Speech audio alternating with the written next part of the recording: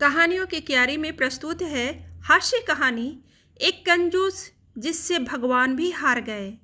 एक समय की बात है, एक बहुत ही कंजूस व्यक्ति था। उस व्यक्ति का नाम दानचंद था। उसके पास धन तो बहुत था, परंतु उसने कभी किसी को दान नहीं किया था। उसने प्रण ले रखा था कि जीवन में कभी किसी को कुछ भी दान नहीं करना है।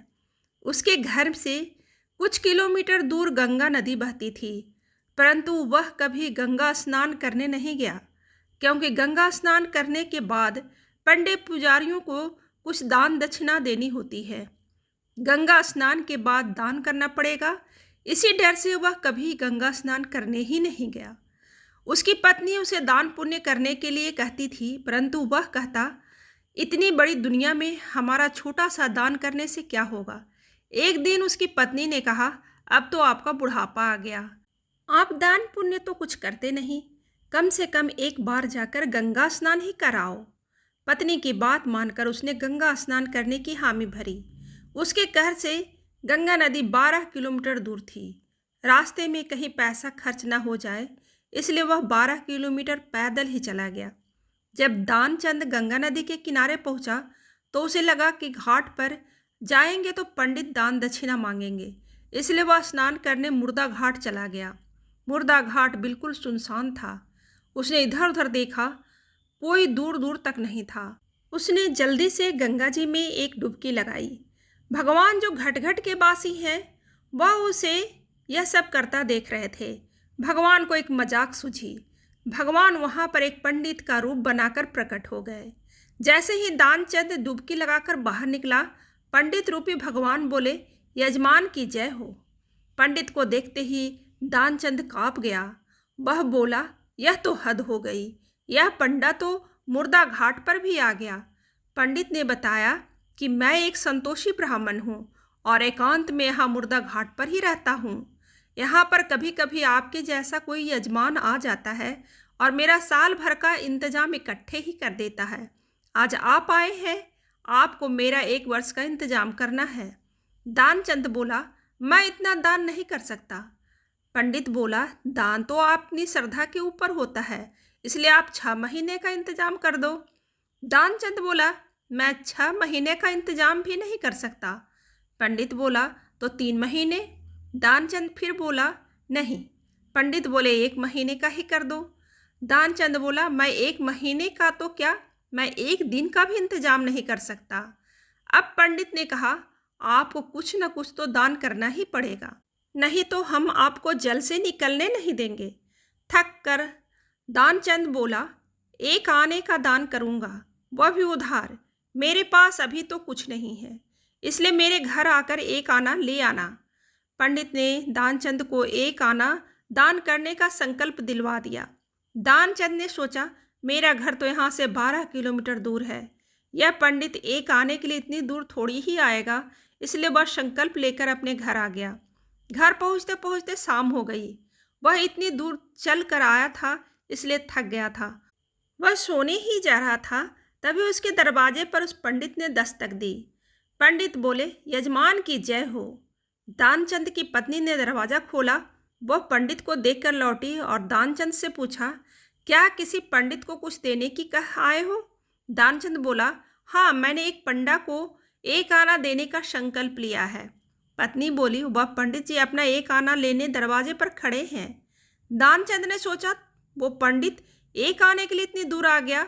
दानचंद ने पत्नी से कहा, जाकर उस पंडित से कह दो कि यजमान बीमार है, इसलिए 3-4 दिन बाद आए। पत्नी बोली, 1 आने की ही तो बात है, दे दो, क्यों नहीं देते। दानचंद बोला, मैं किसी को कुछ नहीं देने वाला, जाकर उससे कह दो कि यजमान बीमार है, इसलिए कुछ दिन बाद आए। पत्नी ने दुखी मुंह बनाया और पंडित जी से बोली, महाराज, मेरे पति आज इतनी दूर पैदल चलकर आए थे, इसलिए वे बहुत थक गए हैं और बीमार हैं, इसलिए आप 3-4 दिन बाद आना। पंडित बोला, धन मिले या न मिले, लेकिन वे हमारे यजमान हैं। यजमान बीमार है और पंडा चला जाए, ऐसा नहीं हो सकता। जब तक वह स्वस्थ नहीं हो जाते तब तक हम यहीं रहेंगे।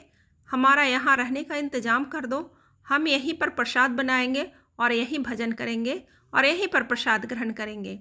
पत्नी लौट कर गई और उसने दानचंद को सारी बात बताई कि वह पंडित कह रहा है कि जब तक आप ठीक नहीं हो जाते वह यहीं रहेंगे। पत्नी बोली, इससे तो अच्छा उन्हें 1 आना देकर रवाना करो।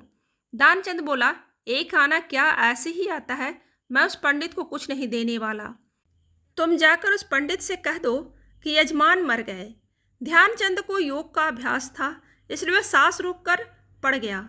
पत्नी गई और उसने रो रो कर पंडित से कहा कि वो मर गए, अब तो जाओ। पंडित बोले, अरे राम राम, यजमान चला गया, जब तक उसका अंतिम संस्कार न हो जाए तब तक हम कैसे जा सकते हैं। पंडित जी बोले, तुम महिला कहाँ कहाँ फिटकती फिरोगी, हम सारे गांव में यजमान के मरने की खबर किए आता हूँ। पंडित जी सारे गांव में खबर कराए कि दानचंद मर गए। सारा गांव दानचंद के घर इकट्ठा हो गया, लेकिन दानचंद जैसा विचित्र आदमी 1 आना बचाने के लिए सांस रोके पड़ा था। गांव के लोगों ने दानचंद को मुर्दा समझ के बांध लिया। अब उसकी पत्नी सही में रोने लगी और रो रो कर बोली, यह मरे नहीं हैं। गांव वाले बोले, बहन यह तो तुम्हारा मुंह है, जाने वाला तो गया, इसलिए धीरज रखो। पत्नी बोली, अरे किस बात का धीरज रखूं, यह मरे ही नहीं हैं। गांव वाले दानचंद को बांधकर अंतिम संस्कार के लिए ले गए। पत्नी बेचारी रोती रह गई, लेकिन वह विचित्र आदमी इतना सब कुछ होने के बाद भी अपनी सांसें रोके पड़ा था। सबके साथ पंडित बने भगवान भी उनके पीछे पीछे चल दिए। भगवान ने सोचा, हद हो गई, हम कहीं नहीं हारे, पर आज तो इस दानचंद से हम भी हार गए।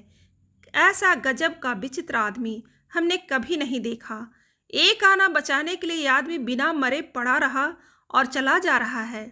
जब दानचंद को लकड़ियों पर रख दिया गया और केवल अग्नि लगानी ही शेष थी, तब पंडित रूपी भगवान बोले कि यह हमारे यजमान है, हम इनकी मुक्ति के लिए इनके कान में कुछ मंत्र बोलेंगे। भगवान उसके कान के पास मुंह लेकर गए और बोले, मैं भगवान विष्णु हूँ, मैं बैकुंठ से तुमसे नाता जोड़ने आया हूँ। दानचंद ने जैसे ही सुना कि भगवान बोल रहे हैं, उसने धीरे धीरे आंखें खोली, लेकिन जैसे उसने देखा कि वह पंडित है तो उसने फिर से आंखें बंद कर ली। भगवान बोले, हम हार गए, हम तुमसे कुछ नहीं लेंगे, तुम ही मुझसे कुछ मांग लो। दानचंद धीरे से बोला, वह 1 आना छोड़ दो बस। पंडित रूपी भगवान तथास्तु कहकर वहां से चले गए और दानचंद आंखें खोलकर उठ बैठा।